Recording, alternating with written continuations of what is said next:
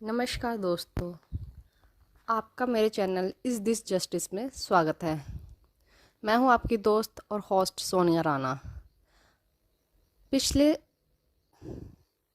कड़ी आखिर गलती किसकी में हमने महिला सशक्तिकरण के बारे में बात की थी कि महिला को सशक्त करने के लिए सरकार द्वारा 2001 में क्या क्या कदम उठाए गए। आज हम उसी कड़ी के एक नए मुद्दे पर बात करने जा रहे हैं। ये भी महिलाओं को ही सशक्त करने का एक महत्वपूर्ण कदम है जो मोदी सरकार द्वारा लिया गया है। ये है महिला आरक्षण बिल, वुमेन रिजर्वेशन बिल 2024। क्या है ये बिल और इसके क्या उद्देश्य है, हम इस सब की चर्चा करेंगे। पर उससे पहले अक्सर दोस्तों जब आरक्षण की बात आती है या रिजर्वेशन शब्द हम सुनते हैं तो हमारे दिमाग में उसको लेकर सिर्फ गलत विचार या फिर ये सोच लिए कि नकारात्मक नेगेटिव सोच ही आती है कि एक भेदभाव होने जा रहा है, एक और भेदभाव। जैसे कि नौकरियों में आरक्षण था, पहले नौकरियों में भी आरक्षण है या अभी भी है, उसको भी लेकर हम यही सोचते हैं कि जो योग्य विद्यार्थी हैं उनके साथ भेदभाव हो रहा है। नहीं दोस्तों, आरक्षण इस उद्देश्य से नहीं लाया जाता कि किसी के साथ किसी भी तरह का भेदभाव हो। हाँ, इसको प्रस्तुत ऐसे किया जाता है कुछ नेताओं द्वारा या कुछ लोगों द्वारा कि दिखने में ऐसे लगे कि ये गलत है और ये किसी के साथ अन्याय हो रहा है। पर दोस्तों, आज की कड़ी में मैं अपनी तरफ से पूरी कोशिश करूंगी कि मैं आपको आरक्षण क्या है और इसके सकारात्मक पॉजिटिव पॉइंट्स क्या हैं और क्यों ये लाया जाता है के बारे में विचार करते हैं। दोस्तों, समाज में कई तबके के लोग रहते हैं, मतलब कि हर वर्ग के लोग हैं। कोई बहुत अमीर है, जैसे high class, middle class, lower class, ऐसे है ना। और कुछ लोग ऐसे हैं जो गरीबी रेखा से भी नीचे हैं। अगर जो लोग गरीबी रेखा से भी नीचे हैं या किसी कारण से वो पिछड़े हुए हैं और भी कई कारणों से, अगर सरकार के कुछ कदमों द्वारा या कुछ प्रयासों द्वारा उन पीछे रह गए लोगों को, वो चाहे किसी भी आधार पर रह गए हो, आर्थिक हो, सामाजिक हो या कोई भी कारण हो, वो पीछे रह गए, अगर उनको जो आगे आगे लोगों के साथ उनको मिलाने की कोशिश की जाए सरकार द्वारा, उनको मुख्य धारा में लाने की कोशिश की जाए, तो इसमें गलत क्या? क्या आपको ये गलत लगता है? क्या वो लोग सिर्फ उसी व्यवस्था में जीते रहे, गरीबी में, पिछड़ेपन में ही? क्या ये सही है? हम आगे बढ़ जाएं और वो पीछे रह जाएं, क्यों? आखिर उन्हें भी तो जीने का अधिकार है। हमारे संविधान ने उन्हें भी तो कुछ अधिकार दिए गए हैं, सभी के लिए अधिकार समान है, तो फिर वो पीछे क्यों रहे? इसी सोच के तहत कि जो लोग किसी भी कारण से, वो चाहे महिला है, चाहे वो आदमी है या कोई और वर्ग है, जेंडर में लिंग का कोई और वर्ग है, उन्हें मुख्य धारा में लाने के लिए सरकार के जो भी प्रयत्न होते हैं, उस प्रयत्नों में से एक प्रयत्न ये है आरक्षण, उन्हें आरक्षण देकर आगे लाना। हमारे संविधान में आर्टिकल 16 में भी इसका वर्णन है, उसमें इक्वालिटी ऑफ अपॉर्चुनिटीज। आर्टिकल 16 का मतलब है इक्वालिटी ऑफ अपॉर्चुनिटीज, मतलब कि सभी को समान अवसर मिलना चाहिए आगे बढ़ने का। इसका अर्थ ये नहीं कि किसी के साथ भी किसी को भी रोक दिया जाए किसी भेदभाव के कारण, बल्कि हर एक को एक समान अवसर दिए जाने चाहिए। देखिए, आरक्षण के कई आधार है, जैसे मैंने पहले भी बोला है, फिर से बताऊंगी आरक्षण किन किन आधारों पर मिलता है, सरकार द्वारा दिया जाता है। सामाजिक, शैक्षिक, बल्कि शिक्षा में भी आरक्षण, आर्थिक, राजनीतिक और प्रशासनिक असमानता, बल्कि अगर इन एरियो में किसी के साथ भी असमानता हो रही है, अगर असमानता नहीं भी हो रही तब भी अगर वो लोग इस एरिया में हमारे देश के नागरिक पीछे रह रहे हैं तो उन नागरिकों को आगे लाने के लिए आरक्षण की व्यवस्था की गई है। आज जैसे जैसे हमारा देश विकसित हो रहा है और सरकार का तो लोगो है, बल्कि सरकार का तो नारा ही यही है, सबका साथ सबका विकास। और सबके विकास में तो सभी आ रहे हैं, तो हम पीछे किसी को क्यों छोड़ दें। अब यह आरक्षण जाति, लिंगो, स्थान के नाम पर भी मिल जाता है। जैसे कि कोई जाति पिछड़ी हुई है या कोई स्थान, कहीं आप एरिया देखे होंगे वो जो बहुत पिछड़े हुए हैं, वहाँ पर कोई संसाधन नहीं है, वहाँ पे कोई विकास नहीं है, वहाँ पे तो आज अभी तक कई ऐसे हमारे देश में स्थान, कई राज्य ऐसे हैं जहाँ अभी तक पक्की सड़क नहीं गई हुई, वहाँ भी पक्की सड़क की व्यवस्था भी नहीं है। तो क्या उन क्षेत्रों को छोड़ दें। और लिंग के आधार पर भी आरक्षण है, जैसे कि अभी जो महिला आरक्षण बिल इसी को बेस बना कर, इसी लिंग के आधार को आरक्षण को बेस बना कर लाया गया कि महिलाओं के लिए है, क्योंकि महिलाएं आज से नहीं, बहुत ही पुराने समय से शोषण और असमानता, भेदभाव को झेल रही हैं। इसी असमानता और भेदभाव के कारण वो कहीं ना कहीं पीछे रह गई हैं। आज भी जैसे महिला सशक्तिकरण में हमने बात की कि महिलाओं की भागीदारी 20 से 30% है, वो भी मैंने बहुत ज़्यादा बता दी, उतनी भी नहीं है, मे बी उतनी भी नहीं है, उससे भी कम है। लेकिन जब जनसंख्या में 50% मर्द आदमी है, 50% ही औरत है, तो मर्द की जो भागीदारी वो पूरी है। हर मर्द कार्य कर रहा है, हर आदमी उच्च स्थानों पे आपको मिल जाएगा, राजनीतिक के उच्च स्थानों में, सिविल सर्विसेज के उच्च स्थानों पे आदमी बैठे हुए हैं, मोस्टली आदमी ही आपको हर जगह पे मिलेंगे, तो औरतों की भागीदारी कम क्यों। तो इसका यही कारण था कि यही कारण निकाला गया कि क्योंकि हमने उन्हें सही अवसर नहीं दिए। अवसर भी अभी मिले हैं, पहले तो महिला को शिक्षा का अधिकार भी नहीं था, संविधान में वो भी लाया गया, शिक्षा का अधिकार महिलाओं के लिए।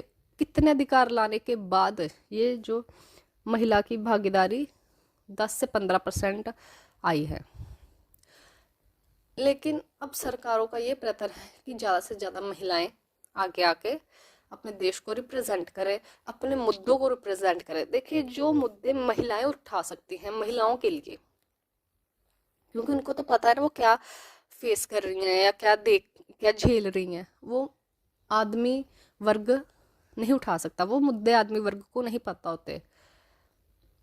तो इसीलिए सरकार की ये सोच है कि महिलाएं ज़्यादा से ज़्यादा राजनीति में आए, जिससे कि वो महिलाओं के मुद्दों को अच्छे से उठा सके, महिलाओं के प्रगति के लिए महिलाएं ही अच्छे से कार्य कर सके, जिससे कि उनका विकास हो सके। मुझे उम्मीद है कि मैंने आपको आरक्षण का अर्थ अब सही शब्दों में, सही उसके सकारात्मक रूप में समझा दिया होगा। फिर भी मैं आपको आसान भाषा में एक बार फिर से कुछ उदाहरणों सहित इसको समझाने का प्रयत्न करती हूँ, क्योंकि मैं नहीं चाहती कि आप फिर से कोई बल्कि आपके दिमाग में ये बैठ जाए। और एक बार में मैं ये निकाल देना चाहती हूँ कि आरक्षण कोई बुरी चीज़ नहीं है। आरक्षण का अर्थ इससे भी लिया जा सकता है कि किसी को संरक्षित करना मतलब बचाना, किसी व्यक्ति को, किसी जाति को या किसी वर्ग को हो रहे शोषणों से बचाने के लिए, उसे आगे लाने के लिए आरक्षण दिया जाता है। तो ये भी नियमों के नियमों का उल्लंघन, समानता का उल्लंघन मान लेते हैं, ये है तो समानता का उल्लंघन, लेकिन उस भेदभाव का जो उद्देश्य है उन व्यक्तियों को बचाना है। अगर आपको लगता है कि हाँ डिस्क्रिमिनेशन हो रहा है, आरक्षण के नाम पे भेदभाव हो रहा है, लेकिन इसका अर्थ ये नहीं है कि वो व्यक्ति जिनको आरक्षित किया जा रहा है, जिनको बचाया जा रहा है, वो आपका शोषण करेंगे, जो बचे हुए हैं जिनको आरक्षण नहीं मिला हुआ, नहीं, इसका अर्थ ये नहीं। इसका अर्थ ये है कि हम उन्हें बचा रहे हैं। इस आरक्षण का उद्देश्य बिल्कुल पवित्र है। देखिए, आप कभी कल्पना कीजिए, आप कभी बस में आपके माता पिता, बुजुर्ग माता पिता या आपके घर की महिलाएं, बच्चियां किसी बस या ट्रेन या मेट्रो में सफर कर रही हैं और वहां पे इतनी भीड़ है कि उनको बैठने की जगह ही नहीं है। तो अगर कोई ऐसी व्यवस्था बनाई गई है सरकार द्वारा कि उन वृद्ध लोगों के लिए या बुजुर्ग जो बीमार हैं या स्त्रियां, इन सभी के लिए एक ऐसी व्यवस्था बनाई गई जहाँ पे वो आराम से बैठ सकें, तो क्या ये व्यवस्था गलत है? क्या ये सिस्टम गलत है? आप इसे जस्टिफाई नहीं मानेंगे? ये डिस्क्रिमिनेशन इसलिए नहीं कि महिलाओं या बच्चों को विशेष सुविधाएं देने से वो आपका शोषण करेंगे, बल्कि इस सब का उद्देश्य उनको शोषण से बचाना है। सिंपल इतना ही है।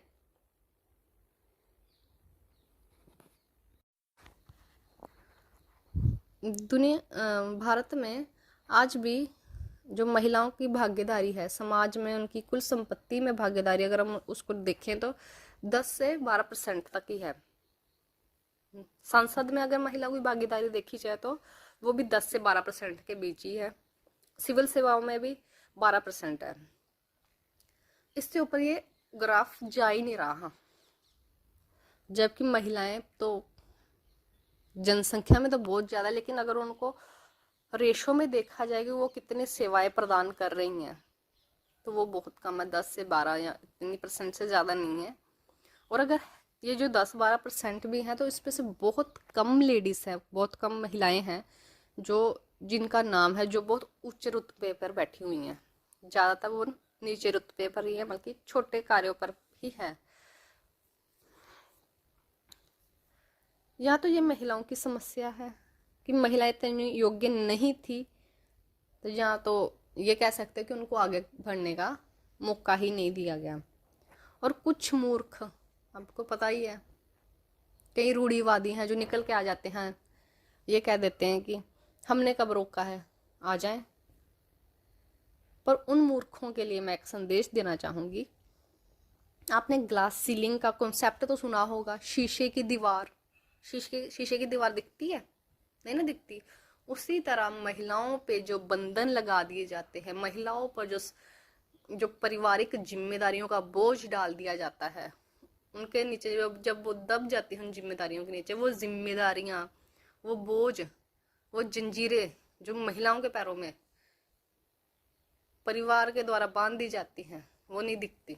इसलिए वो चाह कर भी उड़ नहीं पाती, क्योंकि उनके पैरों में जंजीरें बांधी हुई हैं, उनके पर ही काट दिए गए हैं। जो हमने महिला सशक्तिकरण में भी बात की थी कि क्यों महिलाएं आगे नहीं बढ़ पा रही, क्यों सिर्फ कुछ महिलाएं ही आगे हैं, तो उसमें भी मैंने बताया था कि यही शीशे की दीवार उन्हें आगे नहीं बढ़ने दे रही, जो दिखाई ही नहीं देती, लेकिन दीवार तो है।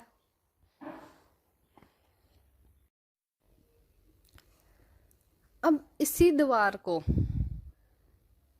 दीवार को अगर सरकार के प्रयत्नों या कुछ कदमों द्वारा तोड़ने की कोशिश की जा रही है, तो इसमें अनजस्टिफाइड क्या है? इसका जवाब आप मुझे कमेंट सेक्शन में बताइएगा। अगर औरतों को आगे बढ़ाने के लिए सरकार द्वारा कुछ कदम उठाए जा रहे हैं तो इसमें अनजस्टिफाइड क्या है? क्योंकि आज भी कई लोग होंगे, कई रूढ़िवादी लोग निकल कर आएंगे कि ये गलत है, ये है। ये आरक्षण नहीं लाना चाहिए था। और कहीं मैंने कमेंट सेक्शन में भी देखा, जब ये आरक्षण पास हो रहा था तो मैं देख रही थी, तो उसमें कमेंट सेक्शन में कई लोग कमेंट कर रहे थे कि ये तो भीख मांग के आगे आ रही हैं, ये क्या लड़ेंगी, ये क्या कंपटीशन करेंगी, भीख में तो हर चीज मांग रही हैं। सर ये भीख नहीं है, उनको मैं इतना बताना चाहूंगी, ये हमारा हक है जो हमसे छीना है आप लोगों ने, आपकी व्यवस्था ने, आज से नहीं बहुत पुराने समय से। आप लोगों ने संसाधनों पर अपना अधिकार बहुत पहले जमा लिया। आप लोग अकेले ही कंपटीशन कर रहे थे, हमें भी तो आने का मौका देते, तो फिर बताते कंपटीशन कैसे होता है।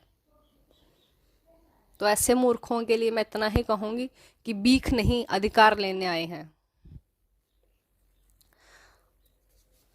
चलिए, ये तो हो गई आरक्षण की बात कि क्या था आरक्षण और इसके उद्देश्य क्या थे। इसका उद्देश्य सिर्फ और सिर्फ इतना है, जो महिला आरक्षण बिल है उसका उद्देश्य सिर्फ इतना है कि महिलाओं को सम्मान देना, एक सम्मान के अवसर देना और उन्हें आगे बढ़ाना। अब आगे जो इसकी कड़ी आएगी उसमें मैं आपको महिला आरक्षण बिल, जो कि अभी सिर्फ पास हुआ है, पारित तो हुआ विधानसभा राज्यसभा, और उसको राष्ट्रपति की सिर्फ मोहर लगी है, उसको बनने में कितना समय लगेगा, उसके क्या क्या पड़ाव है, वो मैं आपको अगली सीरीज में डिस्कस करूँगी। Thank you. आई होप मैं आपको आरक्षण समझाने में सफल हुई हूँ। Thank you.